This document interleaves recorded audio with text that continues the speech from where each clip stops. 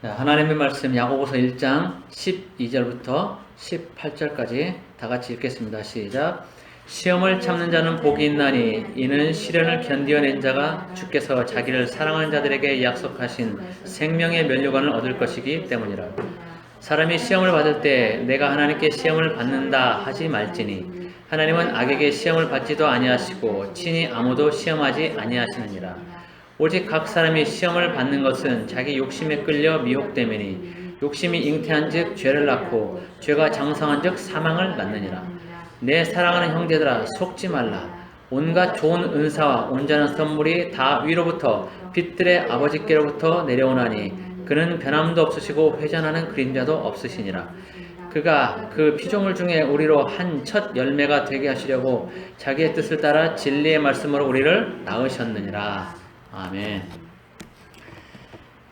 오늘은 시련과 시험을 이기다 라는 제목으로 말씀을 보겠습니다. 시련과 시험을 이기다. 자, 여러분은 여러분의 삶이 평탄하다고 생각하십니까? 여러분의 삶이 평안하십니까? 아무런 근심 걱정 없이 그렇게 살고 계십니까? 물론 그런 분도 계시겠지만 대부분의 사람들은 그렇지 않을 것입니다. 큰 근심이 아니라도 사소한 근심은 누구나 한두 가지쯤 가지고 있을 것입니다.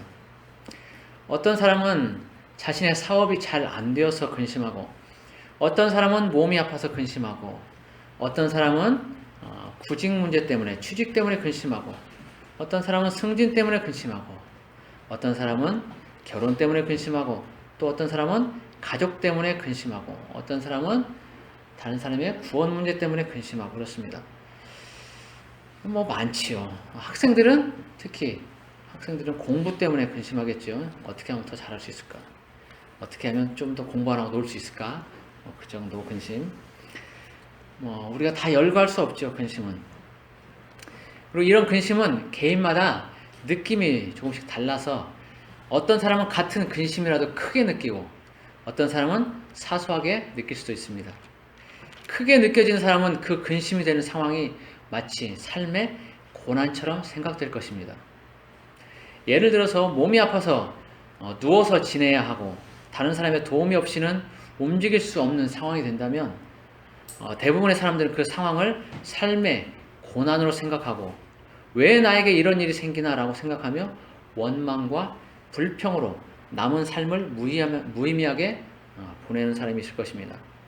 그 사람에게는 그런 상황이 상당한 고난이 되고 고통이 될 것입니다. 그러나 같은 상황이라도 그러한 상황 속에서라도 감사하며 자신이 할 일이 무엇이 있을까를 생각하며 긍정적으로 생각하고 그 상황을 이겨내는 사람이 있을 것입니다. 주어진 상황은 같지만 각자가 느끼는 무게는 다르게 느껴지고 그에 반응하는 것에 따라서 나머지의 삶도 달라질 것입니다. 어떤 사람에게는 지옥 같은 삶이 펼쳐지고 어떤 사람에게는 평안한 작은 천국이 임할 것입니다.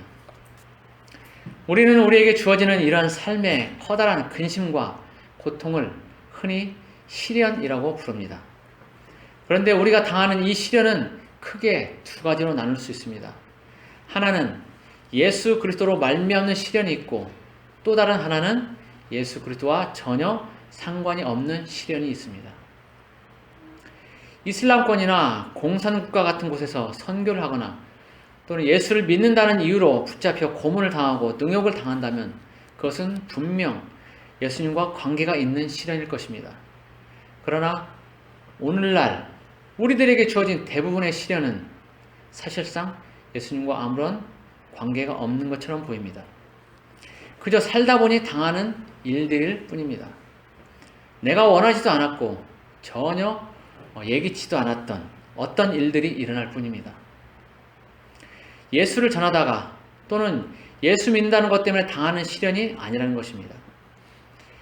오늘 본문 12절에는 이런 말씀이 있습니다. 시험을 참는 자는 복이 있나니 이는 시련을 견디어낸 자가 주께서 자기를 사랑하는 자들에게 약속하신 생명의 면류관을 얻을 것이기 때문이라. 시험을 참는 자는 복이 있다는 것입니다. 우리에게 어떤 시련이나 고난이 올 때 그것을 참으면 복이 있다고 합니다. 그런데 여기서 말하는 시험은 사실 시련이나 고난으로 보아야 합니다. 영어 성경에서는 이것을 테스트로 표현을 하고 있습니다. 그리고 CV 성경, 영어 성경을 통해서 이 구절을 번역하면 믿음을 테스트 받을 때 포기하지 않는 사람은 하나님이 축복하신다라고 되어 있습니다.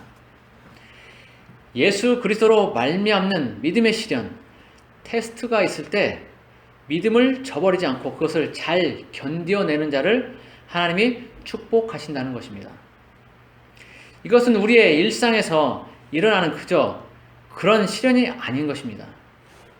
우리의 믿음을 확인하는 것입니다. 우리는 이러한 예를 욥기서에서 볼 수 있습니다.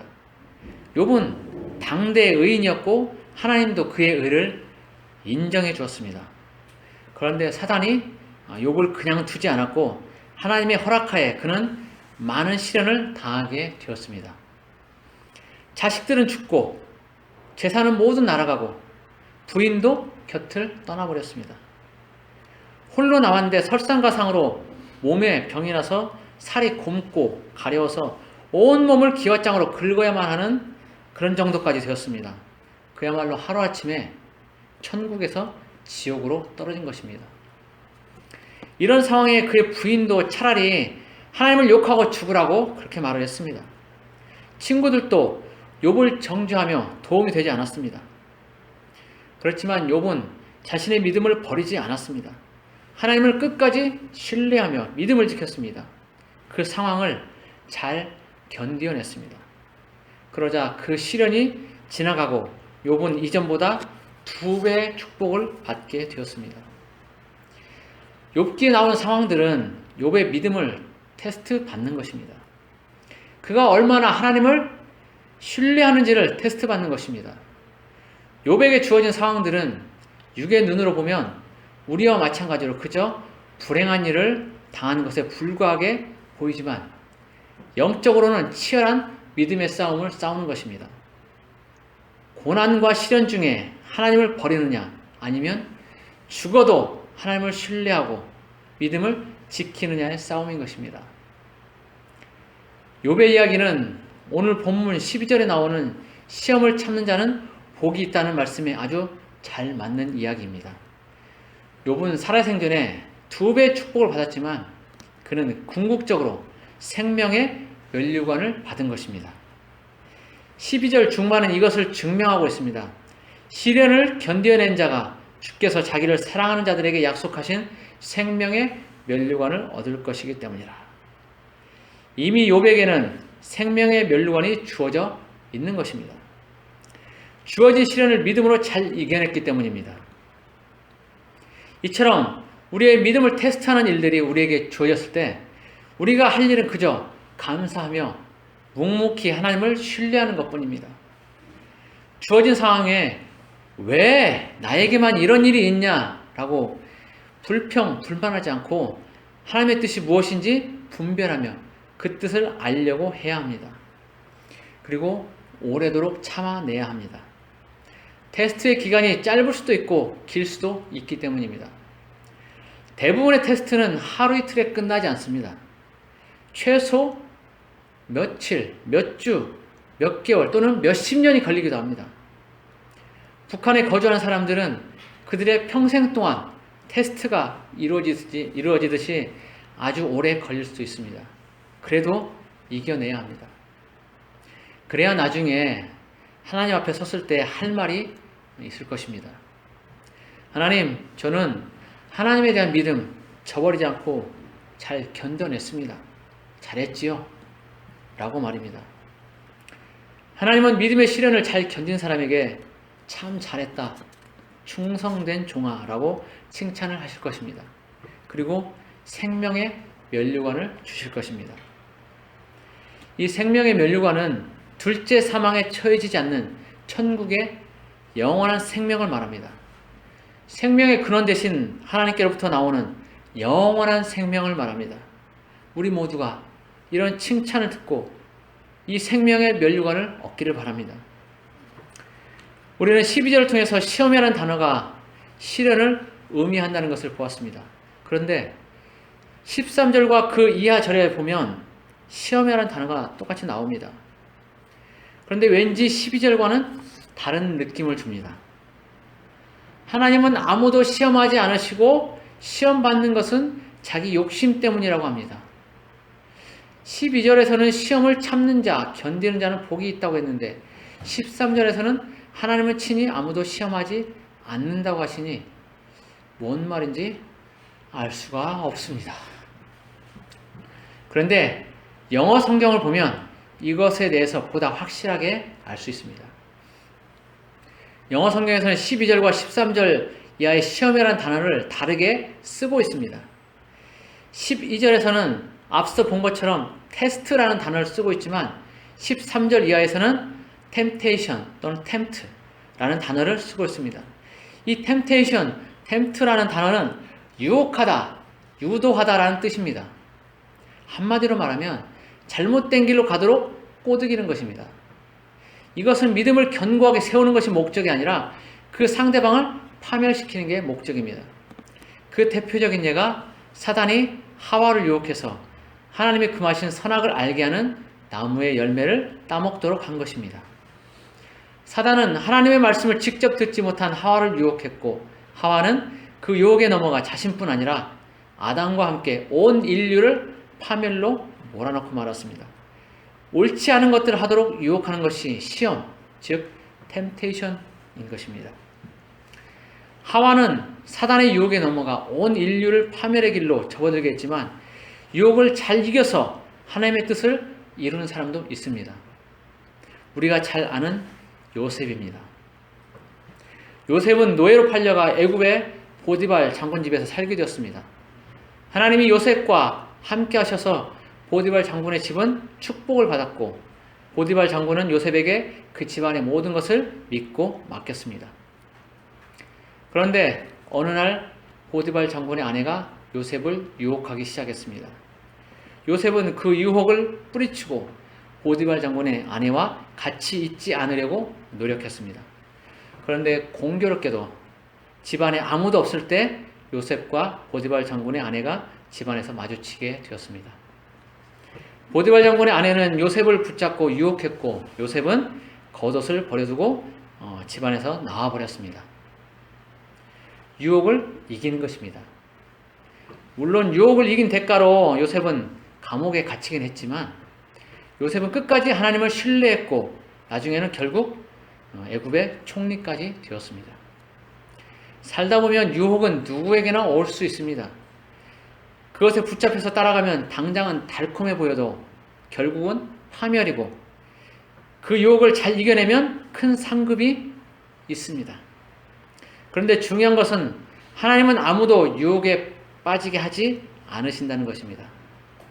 의도적으로 그 사람이 잘못된 길로 가도록 유혹하지 않으신다는 것입니다. 13절과 14절을 보면 사람이 시험을 받을 때 내가 하나님께 시험을 받는다 하지 말지니 하나님은 악에게 시험을 받지도 아니하시고 친히 아무도 시험하지 아니하시느니라. 오직 각 사람이 시험을 받는 것은 자기 욕심에 끌려 미혹됨이니라고 되어 있습니다. 하나님은 악에게 시험을 받지도 않으시고 친히 아무도 시험하지 않으신다고 분명하게 말씀하고 계십니다. 우리를 파멸시키기 위해 유혹하지 않으신다는 것입니다. 자식이 잘못된 길로 가도록 유혹하거나 유도하는 부모가 없듯이 하나님도 자신이 창조하신 사람이 잘못되도록 하는 일은 하지 않으신다는 것입니다. 각 사람이 시험을 받는 것은 단지 자기 욕심에 끌려 미혹되기 때문이라고 합니다. 모든 유혹에는 늘 욕심이 곁에 있습니다. 권력에 대한 욕심, 명예에 대한 욕심, 돈에 대한 욕심, 사람에 대한 욕심 등 우리는 늘 욕심에 노출되어 있습니다. 그런데 이런 욕심에 이끌려 유혹을 받을 때 하나님이 자신을 시험한다고 말하지 말라고 합니다. 자기 욕심 때문이지 하나님이 그런 상황을 만드신 것이 아니라는 것입니다. 어떤 학생이 열심히 놀다 보니까 공부할 시간이 없었습니다. 그런데 놀다 보니까 시험 시간은 다가왔죠. 그런데 운 좋게 바로 앞자리에 그만에 1등짜리가 앉게 되었습니다. 공부 안 하고 열심히 논 학생은 공부는 안 했지만 시험은 잘 보고 싶은 욕심이 생겼습니다. 그래서 앞자리 학생의 시험지 그 답안지를 훔쳐보고 싶은 생각이 들었습니다. 그런데 그 학생의 양심은 그렇게 하지 말라고 사인을 보냅니다. 양심의 가책을 느꼈습니다. 그 학생은 교회에 다니는 학생이었습니다. 그 학생은 갈등을 합니다. 시험 답안지를 훔쳐볼 것이냐, 양심의 지도를 받을 것이냐 갈등을 합니다. 그리고 이렇게 말합니다. 오 주님, 왜 저에게 이런 시험을 주시나이까? 저를 시험에 들게 하지 마옵소서. 이렇게 기도를 합니다. 여러분, 이 상황이 하나님이 주신 것입니까? 하나님이 이 학생에게 시험 답안지를 훔쳐보라고 그렇게 말씀하셨습니까? 아니죠. 이 학생의 욕심이 만들어낸 상황입니다. 공부는 안 했지만 시험은 잘 보고 싶은 욕심이, 그 자신의 욕심이 그런 상황을 만들어낸 것입니다. 사단은 늘 우리의 욕심을 이용해서 우리를 미혹하고 멸망의 길로 가게 만들려고 합니다. 우리는 살면서 여러 가지 유혹에 직면할 수 있습니다. 그러나 요셉처럼 하나님을 신뢰하고 경외하는 마음이 있다면 그 유혹은 아무런 힘도 쓰지 못할 것입니다. 사단은 예수님을 부와 명예와 권세로 유혹했지만 예수님은 사단을 하나님의 말씀으로 물리쳤습니다. 하나님의 말씀으로 무장되어 있으면 유혹은 우리에게 아무런 영향도 끼치지 못합니다. 그런데 오늘 본문 15절에서는 욕심이 잉태한 즉 죄를 낳고 죄가 장성한 즉 사망을 낳는다고 말하고 있습니다. 사소한 것이라도 욕심이 우리 안에 들어오면 그것은 우리를 사망에까지 끌어갈 수 있다는 것입니다. 욕심은 우리의 생각과 눈과 귀를 하나님에게서 멀어지게 만듭니다. 그래서 정말 우리의 영이 원하는 것을 얻지 못하게 만듭니다. 우리는 욕심으로 인한 유혹에 빠져서 멸망으로 갈 수도 있고 그것을 잘 이겨내서 영광으로 들어갈 수도 있습니다. 그 선택은 본인이 해야 합니다. 옆에서 어느 누군가 조언을 할 수는 있지만 결국 최종적인 선택은 본인이 해야 합니다. 그런데 우리가 당하는 시험에 대해서 고린도전서 10장 13절에서는 이렇게 말하고 있습니다. 사람이 감당할 시험 밖에는 너희가 당한 것이 없나니 오직 하나님은 미쁘사 너희가 감당하지 못할 시험 당함을 허락하지 아니하시고 시험 당할 즈음에 또한 피할 길을 내사 너희로 능히 감당하게 하시느니라. 고린도전서 10장 13절 이 말씀 우리가 익히 잘 알고 있는 말씀입니다. 하나님이 직접 우리를 시험하지는 않으시지만 시험 당함을 허락하시는데 능히 감당할 정도의 시험만 허락하신다는 것입니다. 그리고 시험 당할 즈음에 피할 길을 주셔서 능히 감당하게 하신다고 하셨습니다.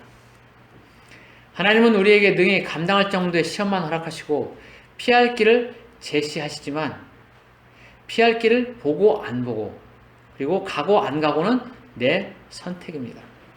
시험 답안지를 보고 싶은 유혹이 있지만 이미 피할 길은 있습니다. 내 의지로 안 하면 되는 것입니다. 말씀에 붙들려서 욕심을 버리면 되는 것입니다. 내 육신은 욕심을 따라가고 싶어 합니다. 그 충동이 만만치 않습니다. 그래서 종종 믿음의 거장이라는 사람들도 넘어지곤 합니다. 그렇지만 말씀에 붙들려 산다면 유혹을 피할 길이 보이고 그 길로 가게 될 것입니다. 사실 우리에게 주어지는 상황들이 시련이든 시험이든 그것은 그리 중요하지 않습니다. 결국 그 모든 것을 이기는 것은 하나님의 말씀이고 그 말씀을 신뢰하는 우리의 믿음이기 때문입니다. 로마서 8장 37절에서는 이렇게 말씀하고 있습니다. 그러나 이 모든 일에 우리를 사랑하시는 이로 말미암아 우리가 넉넉히 이기느니라. 우리를 사랑하시는 이로 말미암아 우리가 넉넉히 이기느니라. 사단은 호시탐탐 우리를 유혹하고 넘어뜨리려 하지만 우리는 그 모든 것에 우리를 사랑하시는 하나님으로 말미암아 넉넉히 이깁니다. 이길 수 있는 것이 아니라 넉넉히 이기는 것입니다. 가능성이 아니라 이미 결정난 결과인 것입니다. 이미 예수께서 십자가에 죽으시고 부활하심으로 말미암아 사단의 권세를 깨뜨렸기 때문에 예수를 믿는 우리는 그 모든 상황을 넉넉히 이기는 것입니다. 사단의 권세는 이미 깨뜨려져서 아무 힘이 없습니다. 그래서 사탄은 우리를 속이는 것으로 하나님에게서 멀어지게 하려고 합니다. 늘 우리의 생각 속에 욕심을 갖게 만듭니다. 그리고 그 욕심으로 우리를 사로잡으려 합니다. 사망, 곧 지옥에까지 이르게 하려 합니다. 그래서 이를 잘 아는 야고보는 16절에서 속지 말라고 말합니다. 욕심과 유혹과 그로 인한 시험은 하나님이 주시는 것이 아니니까 속지 말라는 것입니다. 사단이 주는 것이니 철저히 경계하고 물리치라는 것입니다. 그러면서 하나님은 우리에게 좋은 것을 주기를 원하신다고 말합니다. 17절을 보면 온갖 좋은 은사와 온전한 선물이 다 위로부터 빛들의 아버지께로부터 내려오나니 그는 변함도 없으시고 회전하는 그림자도 없으시니라 라고 말하고 있습니다. 온갖 좋은 은사와 온전한 선물이 다 아버지께로부터 온다고 합니다. 사단은 우리를 죽이고 멸망시키려고 발악을 하지만 하나님은 우리에게 온갖 좋은 것을 주신다고 합니다. 사탄이 광명의 천사로 가장하고 그럴듯하게 포장해서 우리를 유혹하지만 우리는 그것에 속지 말고 온갖 좋은 것을 주시는 하나님만을 바라보아야 할 것입니다. 시련과 시험은 언제든 우리에게 올 수 있습니다. 시련은 하나님을 신뢰하고 믿음으로 이겨나가고 시험은 욕심을 버리고 하나님의 말씀으로 잘 분별하여 속지 않으면 될 것입니다. 결국 하나님을 사랑하고 이웃을 사랑하라는 말씀에 충실하면 언제든 시련과 시험을 넉넉히 이길 것입니다. 주님을 사랑하고 신뢰함으로 모든 것을 넉넉히 이기는 우리 모두가 되기를 예수님의 이름으로 축복합니다. 아멘.